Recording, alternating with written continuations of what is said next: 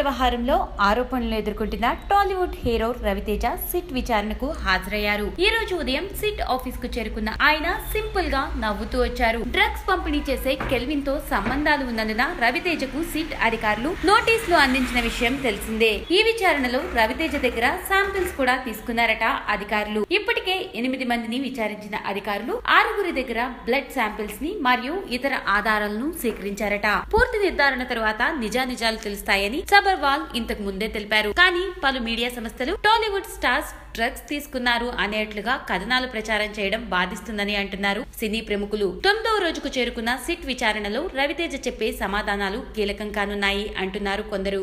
ఆయన ఏ మాత్రం డ్రగ్స్ తీసుకోరని చాలా మంది చెప్తున్నారు. రీసెంట్ గా తమ్ముడిని కోల్పోయిన బాధలో ఉన్న రవితేజకు ఇప్పుడు డ్రగ్స్ వ్యవహారం కూడా మరింత బాధించనుందని అంటున్నారు.